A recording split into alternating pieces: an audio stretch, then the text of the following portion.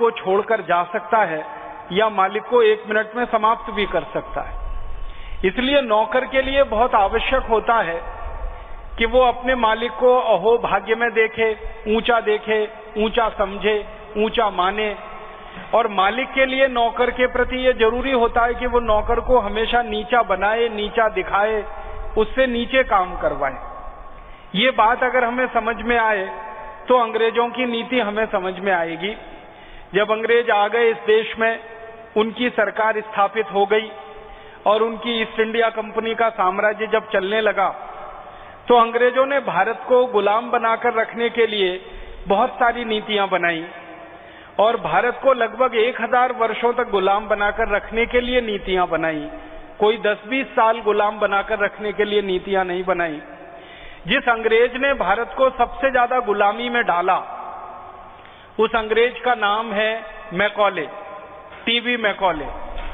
Macaulay वो अंग्रेज था जिसने भारत को हर तरह से नीचा दिखाने के लिए, हर तरह से नीचा बनाने के लिए रात दिन काम किया। मैकॉले सन 1833 में भारत आया और यहाँ के गवर्नर जनरल का मेंबर बन गया, बोर्ड का। इस तरह से समझ लीजिए जैसे आज हमारे प्रधानमंत्री होते हैं, उनकी कोई कैबिनेट का कोई मंत्री हो जाता है, वैसे ही उस जमाने में गवर्नर जनरल हुआ करते थे और उनकी कैबिनेट का एक मंत्री था, उसका नाम था टीबी मैकॉले।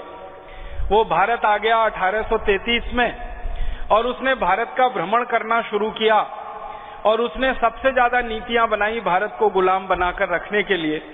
तो उसका एक स्टेटमेंट है जो परम पूजनीय स्वामी जी द्वारा लिखित पुस्तक है, हमारी आजादी का जो शंखनाद, संपूर्ण आजादी का शंखनाद पुस्तक है। इसमें वो स्टेटमेंट छपा है, आप सब इस पुस्तक को जरूर लें और इसको पढ़ें। स्टेटमेंट मैकॉले अपनी पार्लियामेंट में दे रहा है 2 फरवरी 1835 को। I have travelled length and breadth of India, मैंने भारत का उत्तर से दक्षिण पूरा प्रवास किया है। लेंथ एंड ब्रेथ का माने पूरे भारत का मैंने प्रवास किया है। And I have not seen a one person who is a beggar, मैंने भारत में आज तक एक भी आदमी को भिखारी नहीं देखा। माने एक भी भारतीय गरीब नहीं है और भिखारी नहीं है, माने भीख मांगने वाला कोई भारतवासी उसने नहीं देखा। फिर वो कहता है I have never seen a thief in India, मैंने भारत में किसी को चोर नहीं देखा। माने यहाँ कोई चोरी नहीं करता है, यहाँ कोई भीख नहीं मांगता है। और इसी स्टेटमेंट में, ये 3.5 घंटे का स्टेटमेंट है उसका, इसमें वो आगे कहता है कि मैंने भारत में किसी को बेरोजगार नहीं देखा, एक भी आदमी ऐसा नहीं है जो खाली बैठा हो, काम नहीं करता हो।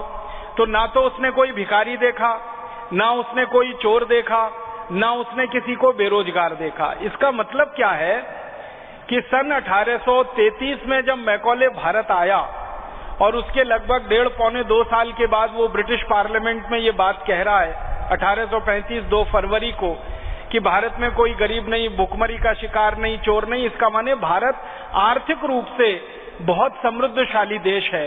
इस स्टेटमेंट का सीधा मतलब है भारत की आर्थिक शक्ति बहुत है, भारत के लोगों के पास पैसा बहुत है, भारत के लोगों के पास काम बहुत है, रोजगार बहुत है, आदि आदि। इससे आगे की बात है जो बहुत महत्व की है, जो आज मेरे व्याख्यान का मुख्य विषय है। वो कहता है सच wealth I have seen in this country, मैंने इतनी संपत्ति, इतनी दौलत इस देश में देखी है जो शायद दुनिया के किसी देश में उसने नहीं देखी। क्योंकि भारत आने के पहले वो दुनिया के और भी कई देशों में गया ईस्ट इंडिया कंपनी की तरफ से, तो बाकी किसी देश में उसको इतनी दौलत और संपत्ति नहीं दिखाई दी जितनी भारत में उसने देखी। और उसके बाद की जो महत्व की बात कह रहा है, such high moral values, people of such calibre that I do not think we would ever conquer this country. वो कह रहा है कि इतने मजबूत लोग हैं यहाँ के, और यहाँ के लोगों का नैतिकता इतनी ऊंची है, मॉरल माने नैतिकता, यहाँ के लोगों की नैतिकता इतनी ऊंची है, यहाँ के लोगों की सामाजिकता इतनी ऊंची है, यहाँ के लोगों की ताकत इतनी अधिक है, मानसिक शारीरिक, कि हम कभी भी इस देश को जीत नहीं सकते, अर्थात हम कभी भी इस देश को गुलाम नहीं बना सकते। ये वो अपने स्टेटमेंट में कह रहा है। मतलब क्या है नैतिक रूप से ऊंचे लोग हों, धार्मिक रूप से ऊंचे लोग हों, सामाजिक रूप से ऊंचे लोग हों, चारित्रिक रूप से जब बहुत ऊंचे लोग होते हैं तो उनको गुलाम बनाना एकदम असंभव होता है, संभव नहीं होता है। जिनके चरित्र ऊंचे होते हैं, जिनकी नैतिकता ऊंची होती है, जिनकी मान्यताएं ऊंची होती हैं, जिनकी सभ्यता में ऊंचाइयां बहुत होती हैं, परंपराएं जिनकी बहुत ज्यादा अच्छी होती हैं, मजबूत होती हैं, ऐसे लोगों को गुलाम नहीं बनाया जा सकता। ये मैकॉले भारत की बारे में अंग्रेजी संसद में कह रहा है 2 फरवरी 1835 को कि हम भारत को कभी गुलाम नहीं बना सकते, कभी जीत नहीं सकते। फिर आगे वो एक बात कह रहा है, अगले स्टेटमेंट में वो कह रहा है कि यदि भारत को गुलाम बनाना है तो हम बना नहीं सकते, ये देश बहुत मजबूत है हर तरह से, लेकिन अगर इस देश को गुलाम बनाना है तो हमें भारत के लोगों की रीढ़ की हड्डी तोड़नी पड़ेगी। अब ये एक मुहावरा है, रीढ़ की हड्डी तोड़ना। हमें भारत के लोगों को अगर गुलाम बनाना है तो रीढ़ की हड्डी तोड़नी पड़ेगी। ऐसे समझ लीजिए जैसे किसी व्यक्ति को कमजोर करना है तो रीढ़ की हड्डी तोड़ दो, वैसे ही भारतीय समाज को तोड़ना है, गुलाम बनाना है तो भारतीय समाज की रीढ़ की हड्डी को तोड़ना पड़ेगा। तो वो रीढ़ की हड्डी क्या होगी?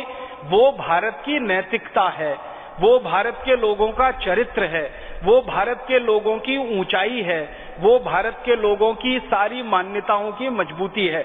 मतलब भारत के लोगों को नैतिक रूप से जब तक तोड़ेंगे नहीं हम, भारत के लोगों को चारित्रिक रूप से जब तक नीचे नहीं गिराएंगे हम, भारत के लोगों को आध्यात्मिक रूप से जब तक कमजोर नहीं करेंगे हम, भारत के लोगों को धार्मिक रूप से जब तक हम कमजोर नहीं करेंगे, तब तक भारत हमारा गुलाम नहीं होगा, नहीं हो सकता।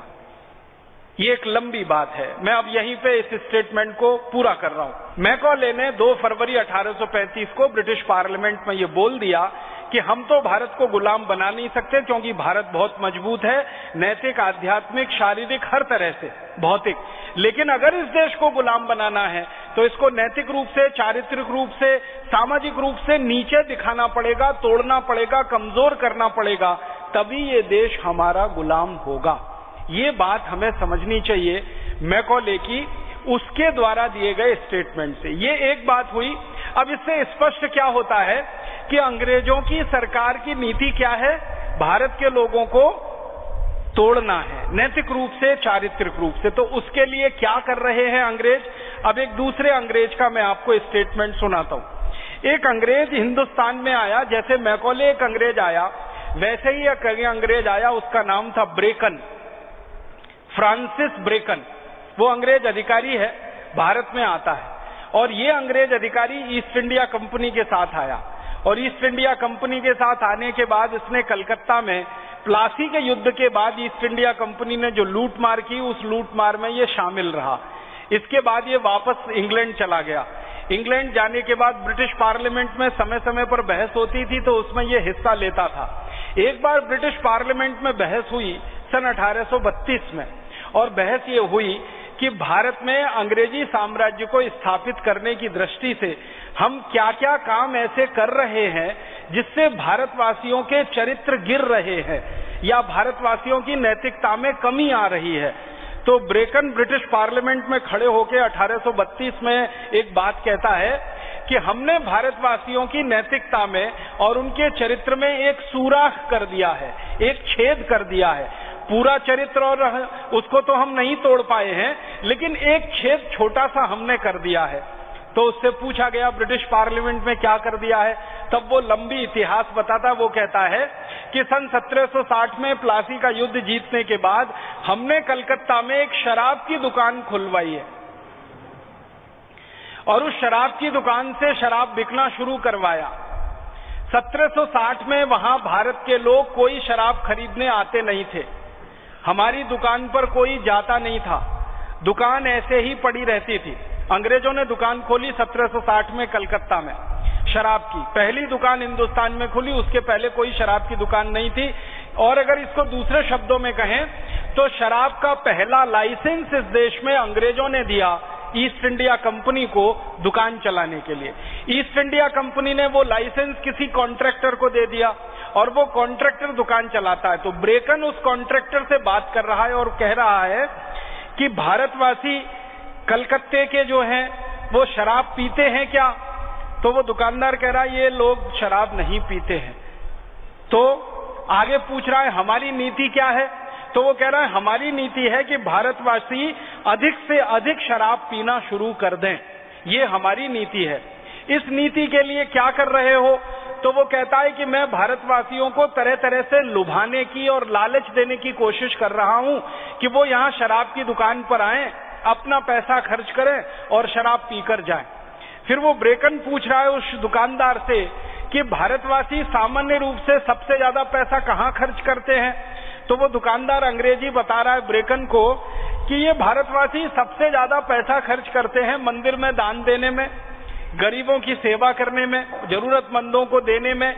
तो सामाजिक रूप से, धार्मिक रूप से भारतवासी पैसे का ज्यादा खर्च वहां करते हैं, लेकिन शराब वराब पीने पे भारतवासी खर्चा नहीं करते हैं, क्योंकि शराब पीना इनकी आदत में शामिल नहीं है और इनकी जलवायु जो है, इनका जो वातावरण है, वो भी इनको अनुमति नहीं देता है कि ये शराब पिए।